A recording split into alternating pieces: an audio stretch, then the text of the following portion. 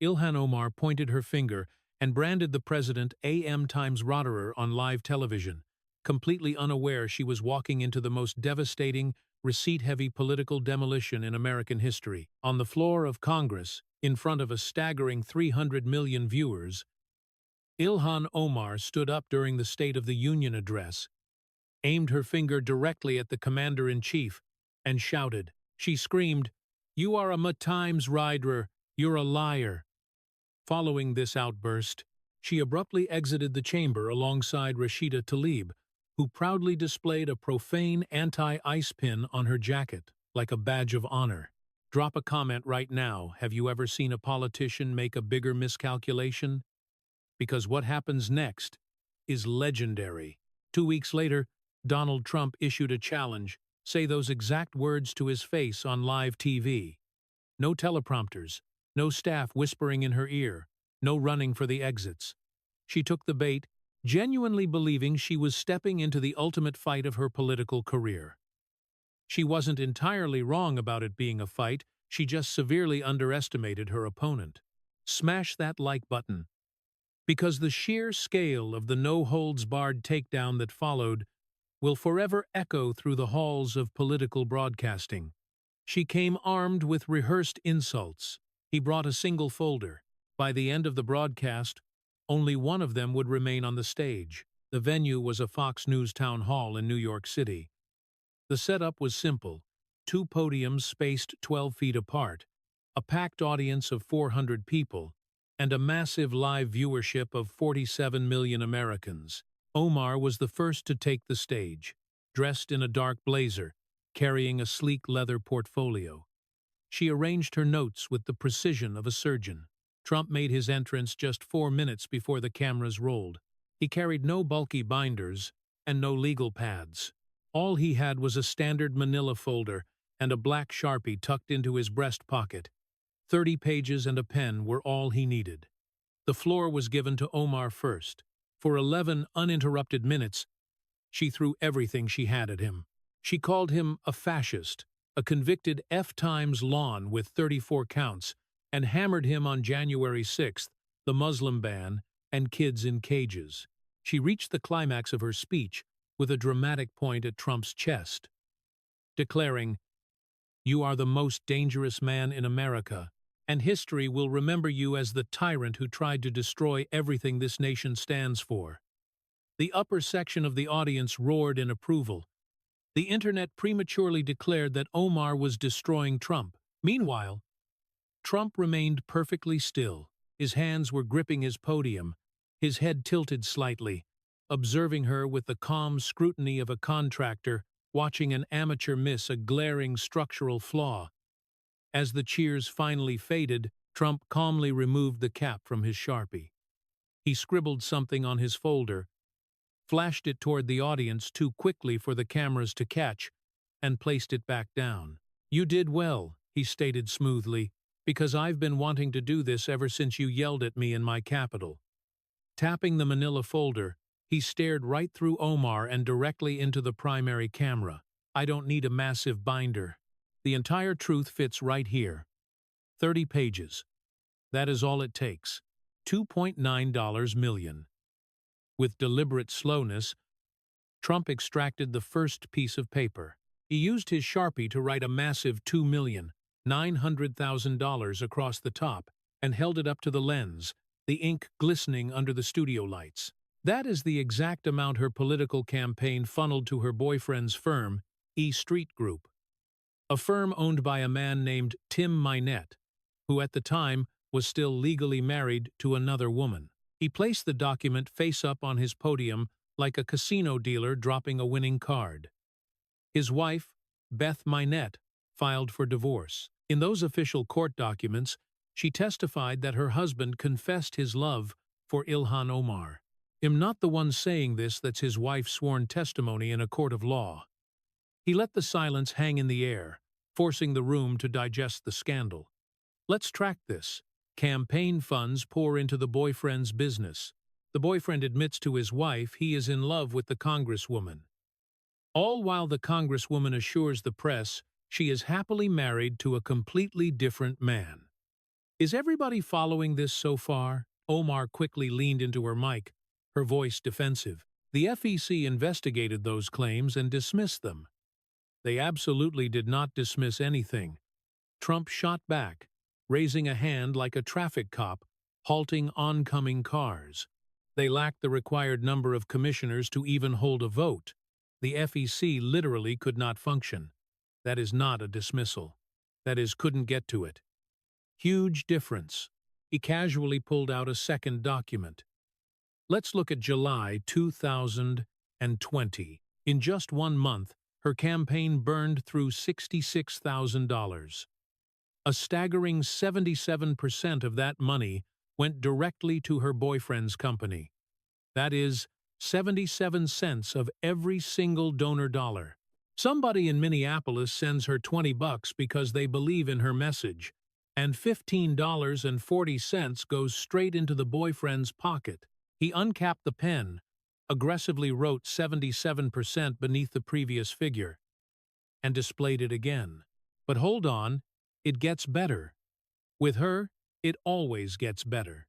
Reaching further into his folder, Trump produced a document he identified as a summary of internal billing records. These were not rumors. They were obtained by federal investigators from a cooperating witness who used to work at E Street Group. This witness went straight to the DOJ because, in Trump's words, even her boyfriend's employees knew something was wrong. These invoices show the campaign was billed for consulting services on the exact same dates that travel records prove she and Mr. Minette were taking vacations together. A hotel in the Caribbean, a resort in California, a weekend in New York. He locked eyes with Omar. Your supporters thought they were paying for campaign ads. Instead, they were paying for your romantic getaways. That is not consulting. That is embezzlement with a better filing system. Omar's hands instinctively gripped the edges of her podium, her knuckles turning white. In the background, the screen of one of her staffers' phones illuminated brightly, before quickly going dark. Now, let's talk about the magic trick, Trump continued, his tone shifting into the lighter, mocking cadence he often used at his rallies right before delivering a punchline the crowd could see coming. Her husband's corporate ventures a California winery and a venture capital firm named Rose Lake Capital. At the close of 2023, what was their combined value? $700. $700. That is not a business, that's a yard sale. He scribbled $700 on his paper. 1 year later, she files her congressional financial disclosure. The exact same companies. The new valuation? Up to $30 million. He wrote $30 million next to it. A jump from $700 to $30 million in 12 months. That's not a return on investment. David Copperfield doesn't do tricks that good. Penn and Teller would retire. He drew a thick arrow connecting the tiny number to the massive one. Then, this is the part I really love. People start asking questions. Reporters. Oversight committee investigators. And what happens? She files an amended disclosure. New value? He wrote a zero. Zero. $30 million became zero. The greatest disappearing act in the history of the United States Congress. And she told Business Insider in February, on the record, I am not a millionaire. She said claims about her wealth were right-wing disinformation. Then her own official filing said $30 million.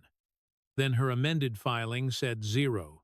Trump stared dead center into the camera lens, the room so silent the hum of the air conditioning could be heard. She called me a con man. I built buildings. Real buildings. Tall ones. You can see them, touch them.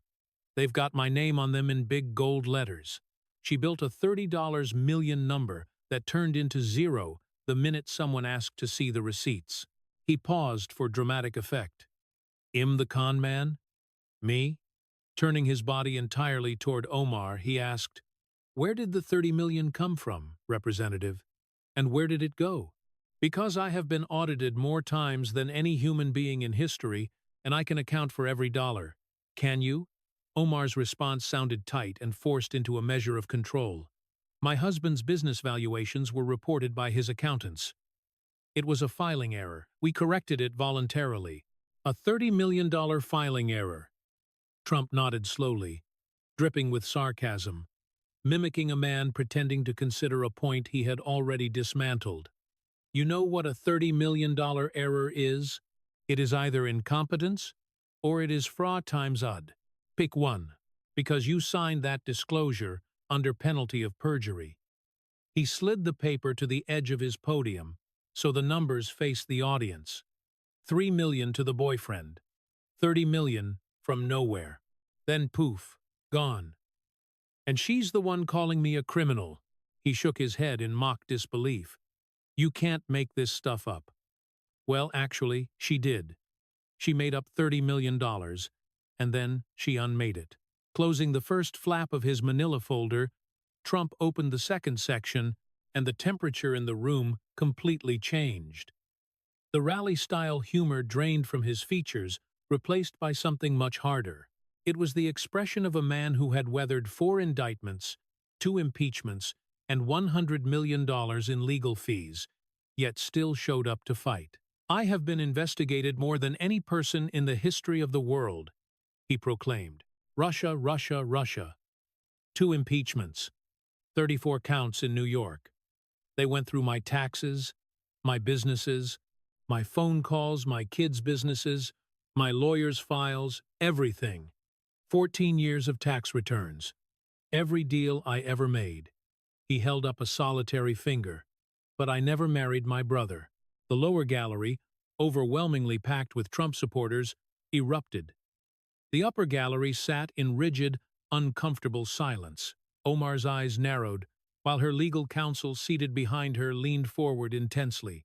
Now I want to be careful here, Trump warned, his voice dropping half a register. Because these are serious allegations. I'm not a judge. I'm not a prosecutor. But I am a guy who has been falsely accused of a lot of things. So I know what innocent looks like. And innocent looks like releasing your records. He pulled out a single page containing a handwritten timeline.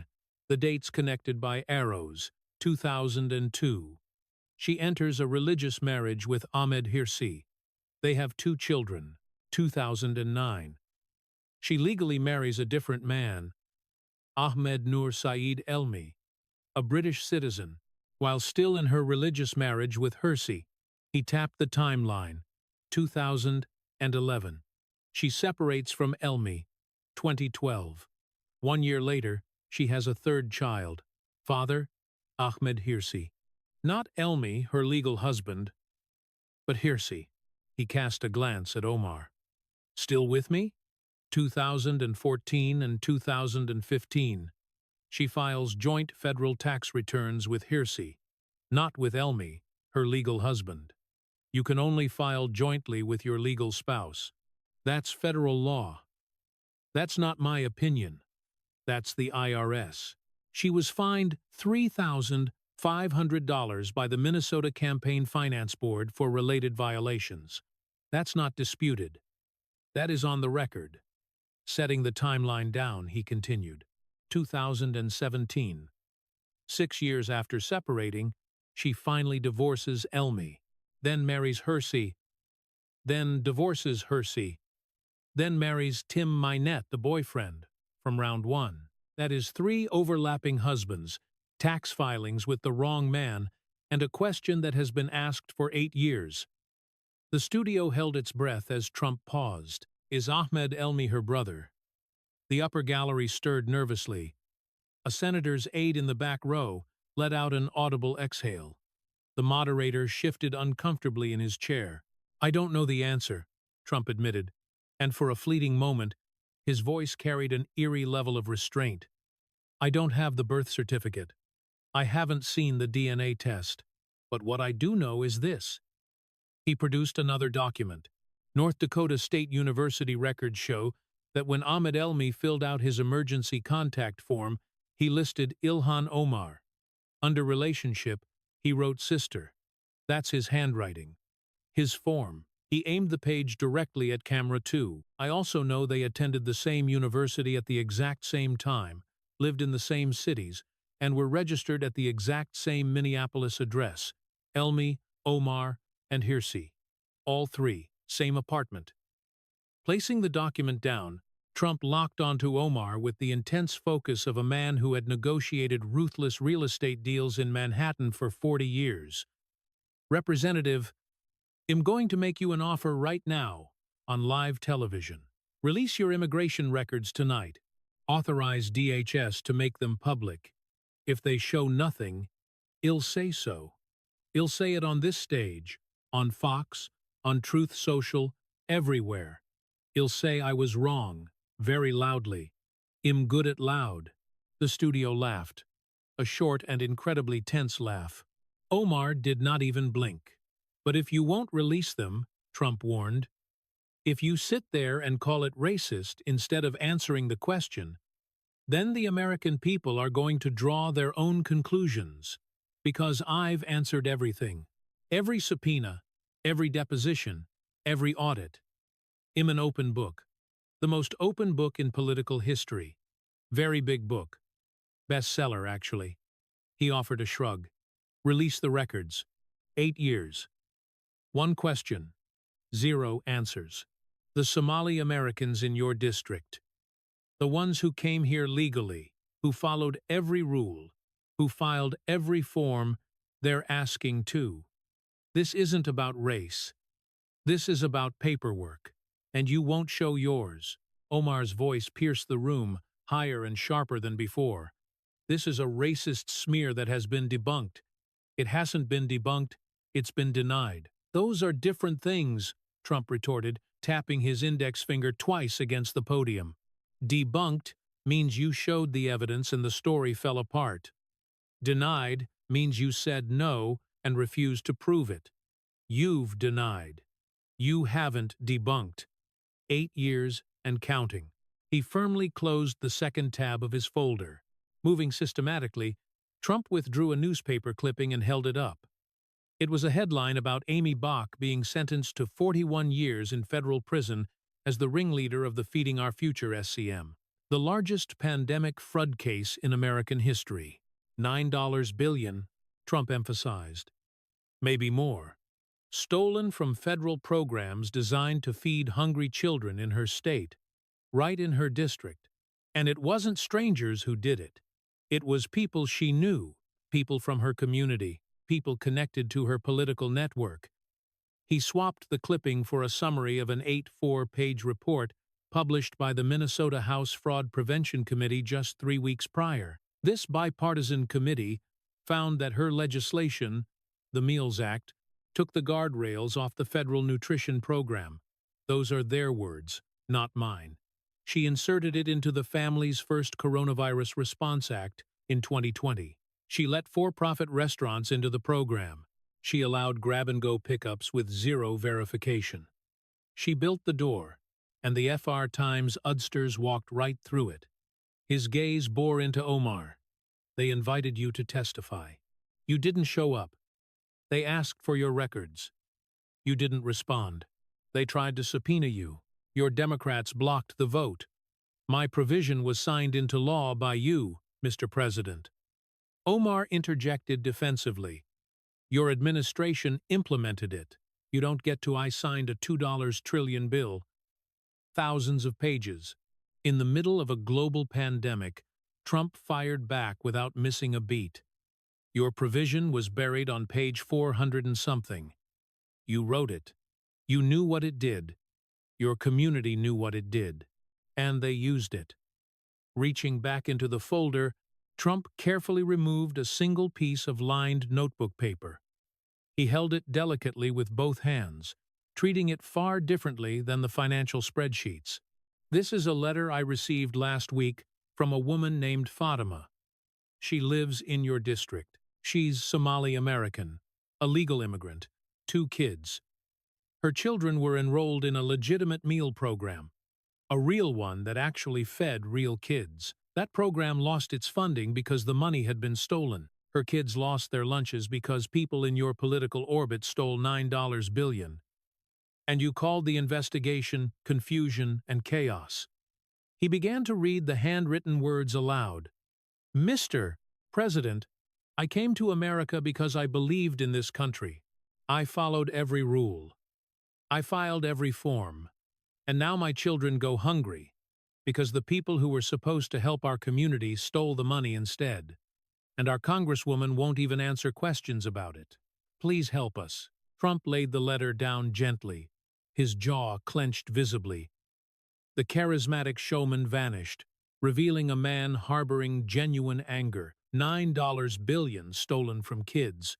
And she called the investigators the problem. Like a seasoned fighter, he pivoted to the next devastating point before the audience could fully process the last one.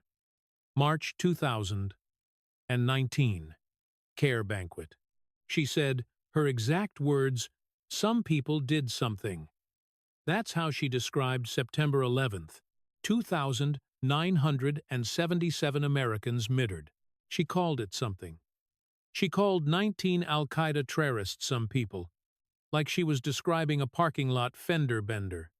He didn't yell, he spoke quietly, which made it all the more devastating. I was in Manhattan on 9/11. I watched the towers fall. I knew people who died. I sent workers to help. I have never, not once in my entire life, heard an American reduce that day to "some people did something" until her. He displayed a photograph of Nicholas Harros Jr. at Ground Zero, wearing a T-shirt with Omar's words printed across the chest. This man's mother was M. Times Ardard in the World Trade Center. He wore her words on his body. He asked her to apologize. She never did. Trump swept his hand across the podium. And the anti-Semitism. Israel has hypnotized the world. It's all about the Benjamins. Dual loyalty accusations. She compared the United States and Israel to Hamas and the Taliban. She called Jewish students at Columbia pro-nocide. 4 incidents in 5 years. The House voted 47-23 to condemn anti-Times-mitism because of her. Her own party. 407 members of Congress said enough. Staring flatly into the lens, his voice was laced with pure disbelief. 9 billion stolen from children. 9/11 reduced to something. Jewish Americans attacked 4 times, until her own party condemned her. And she stood in my Congress and called me a M. Times rudderer. He snapped his attention back to Omar. Who's the dangerous one, Representative? Really? Who? Omar's staffer leaned forward, whispering frantically. Omar gripped the podium so tightly her knuckles blanched under the lights. She opened her mouth, closed it, and tried again. You are exploiting tragedy for political im. Reading your record. Reading your words. Reading the committee report. Trump interrupted coldly. If your own record exploits tragedy, that's not my problem. That's yours. Suddenly, the monitor mounted on Omar's podium buzzed to life. Trump held a small black remote control in his hand. With a single click, a video took over the screens. It was footage from a Minneapolis hotel ballroom on the 27th of January, 2024. Ilhan Omar was standing before a crowd of Somali Americans, passionately delivering a speech in Somali. Subtitles scrolled across the bottom in English, the exact conservative translation that had gone viral and prompted Elon Musk to cry TR times ASIN. We are Somalians first, Muslims second. Sleep in comfort knowing I am here to protect the interests of Somalia from inside the U.S. system. The U.S. government will do what we tell the U.S. government to do. For 30 agonizing seconds, Trump let the tape run as the studio watched in silence. He pressed the button again, freezing the frame on Omar's face, capturing her with her hand raised, speaking with the brazen confidence of someone convinced the English-speaking world would never hear her. I want everybody to hear that one more time, Trump murmured quietly. Inside the U.S. system. Protect the interests of Somalia. Somalians first. Those are her words. In her language. To her people. Not to Americans. To Somalia. He pulled out one stark white paper and read it slowly. I hereby declare, on oath, that I absolutely and entirely renounce and abjure all allegiance and fidelity to any foreign prince, potentate, state, or sovereignty." He lowered the page. "That's the naturalization oath. She took it when she became a citizen. She swore to renounce all allegiance to foreign states. Then she stood in a hotel ballroom and told Somalia she would protect them from inside our government." Omar's voice was panicked and strained. "That translation is inaccurate. It was debunked. I hired 3 translators. Independent, certified court interpreters, native Somali speakers, no political affiliation. They all agreed on the substance." Trump countered effortlessly. He held up a document. "This isn't Fox News talking. This isn't me talking. These are people who speak your language, who listen to your words, and who wrote down what you said." He tossed the translator's report onto the podium. "But you know what? Let's use your translation. Your office said you were talking about opposing the Ethiopia-Somaliland naval agreement. Fine. Let's use your version. Even your version says, 'As long as I'm in Congress, no one will take Somalia's sea.' Even your version has you using your congressional seat to conduct foreign policy for Somalia." Trump stepped out from behind his podium, moving towards center stage to ensure the cameras framed them together. "You called me a misterer at the State of the Union on live television in front of the entire world. Let me tell you what I saw that night." His voice dropped to a menacing hum. "I saw a woman who swore an oath to this country stand up in the United States Capitol and scream at the president, not because she disagreed with a policy, but because she got caught, because I talked about the $9 billion. Because I talked about the fraud, because the investigation is getting closer and she's running out of rooms to walk out of." He glared at her. "That's what the screaming was about, wasn't it? It wasn't moral outrage. It was fear. You're afraid of what they're going to find." Omar violently pushed her chair back, the harsh scraping noise cutting through the microphones like a blade as she stood up. "I will not stand here and be called a traitor by a man who incited an insurrection. Sit down. I'm not done." Trump gestured downward with absolute authority, mirroring the commanding presence of a man who had fired people on television for 14 seasons and meant it every single time. "You had your turn at the State of the Union. You screamed. You called me names. You walked out. Now I'm talking. And I have receipts."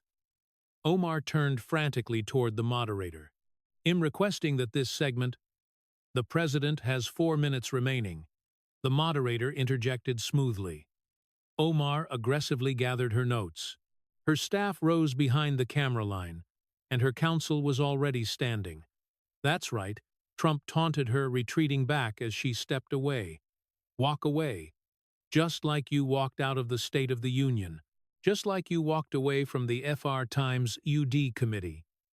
Just like you walk away every time someone asks about your brother, your money, your marriages, or your loyalty." She was at the edge of the stage, 1 step from the exit. All 6 high-definition cameras tracked the Congresswoman's flight. "Walking away is what you do best, Representative." Trump's voice echoed through the massive studio, reaching her even as the stage doors opened. But here's the thing about investigations. The doors slammed shut behind her, leaving 400 live audience members and 47 million viewers holding their collective breath. They don't walk away with you. For 5 heavy seconds, Trump stood completely alone on the debate stage. He said nothing, simply staring at the vacant podium.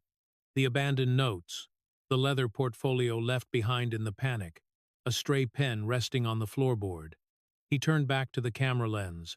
The aggressive rally persona was stripped away, leaving a quieter, simpler reality that was totally unrehearsed.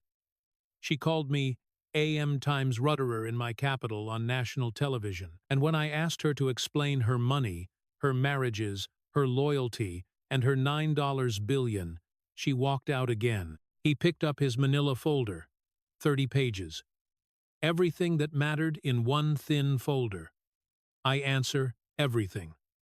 Every investigation, every audit, every question. I'm the most investigated man in history. and I'm still here. She can't survive one town hall. Closing the folder, he raised it to the camera one final time. She walked out. The investigation won't. With a curt nod to the camera, he walked off the stage. Before Trump had even left the building, the footage of Omar fleeing went vertical. It racked up 112 million views across platforms in the first 48 hours. The internet obsessed over the details: her white-knuckled grip on the podium during the financial segment, the iconic freeze frame when Trump dropped the "I never married my brother" line, and the pathetic visual of her abandoned portfolio looking like untouched evidence at a crime scene. Omar walks out dominated global trends for 3 straight days, closely followed by Somalia first. 9 billion instantly became shorthand for corrupt politicians who deflect accountability by screaming racism. And Trump's brutal send-off. Walking away is what you do best. Rapidly metastasized into a massive meme, used to mock everything from blown sports leads to corporate PR disasters. It took Omar 36 hours to muster a response, dropping a highly edited, pre-recorded video lasting 2 minutes and 40 seconds on her official channels. She slammed the town hall as a coordinated racist spectacle meant to dehumanize a black Muslim woman. She cited death threats, leaned heavily on her refugee background, and repeatedly reminded viewers of Trump's 34 felonies. What she failed to address was the E Street Group payments. She ignored the financial disclosure contradictions. She remained silent on the Feeding Our Future fraud report, glossed over the Somalia speech, and refused to produce her immigration records. 2 minutes of pure deflection. 0 answers. The defensive playbook she had relied on for 8 years was broken, because this time the questions were written in hard numbers, and numbers do not care about narrative spin. The political fallout moved faster than her PR team could handle. Within a week, House Minority Leader Hakeem Jeffries was grilled about the town hall by the press corps.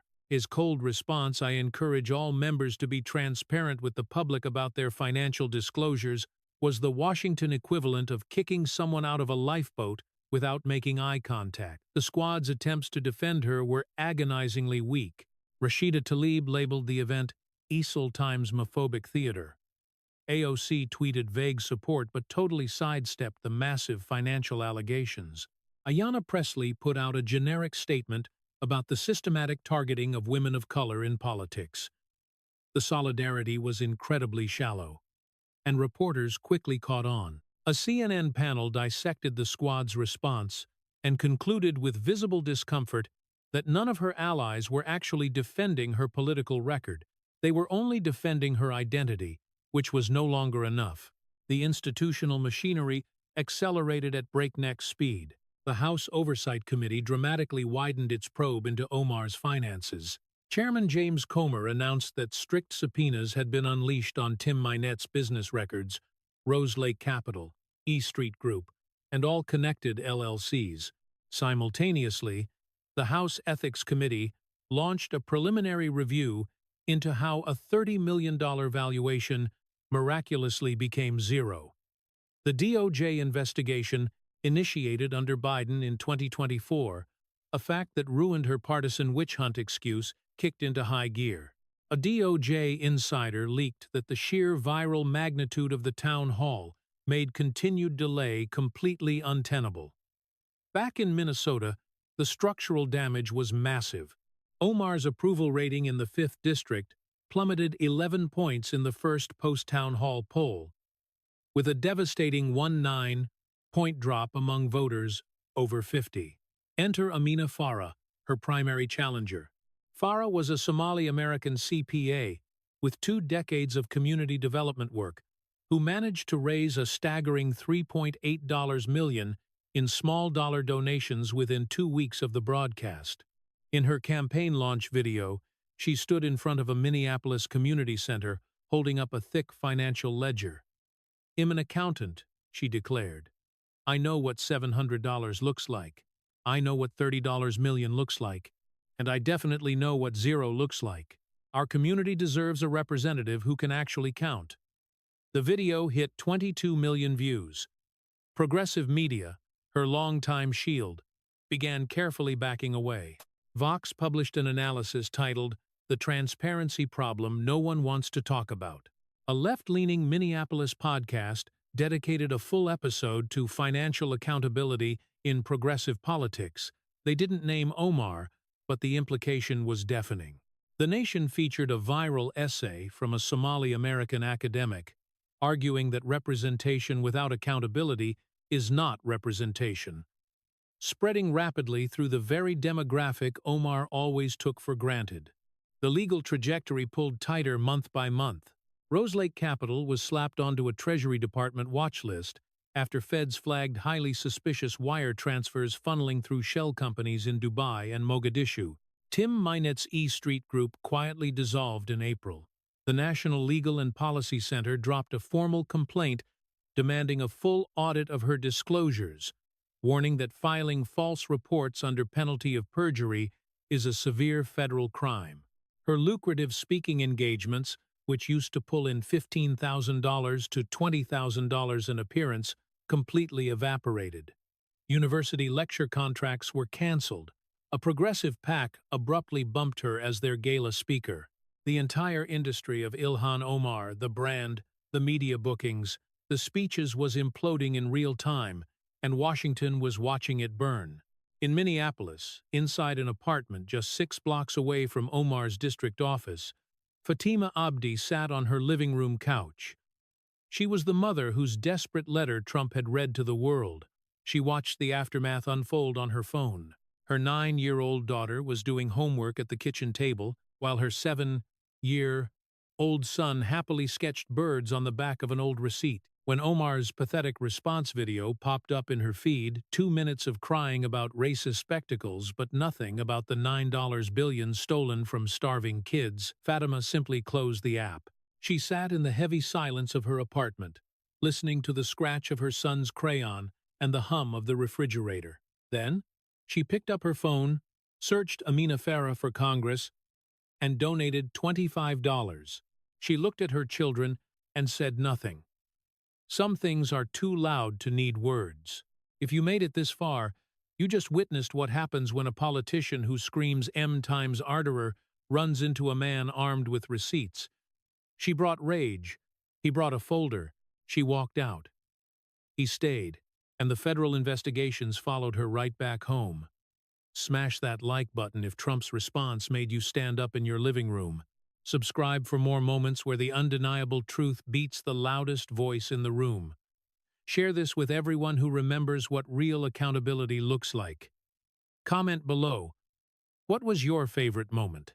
The $30 million magic trick? I never married my brother? The Fatima letter? The walkout? Tell us. Turn on notifications because Ilhan Omar's troubles are just beginning. The DOJ investigation is fully active. The oversight subpoenas have been issued. The primary challenger is rising, and somewhere in Washington, a thin manila folder packed with 30 pages of truth is resting on a desk, fully waiting for the next hearing. She called him a misterer. He called her a frud. Only one of them had the receipts to prove it. God bless our veterans. God bless every immigrant who came to this country and actually followed the rules. God bless every taxpayer whose money was stolen, and every child who lost a meal, and God bless every American who still believes that when you take an oath, you're supposed to mean it. She walked out. The truth walked in, and it's not going anywhere.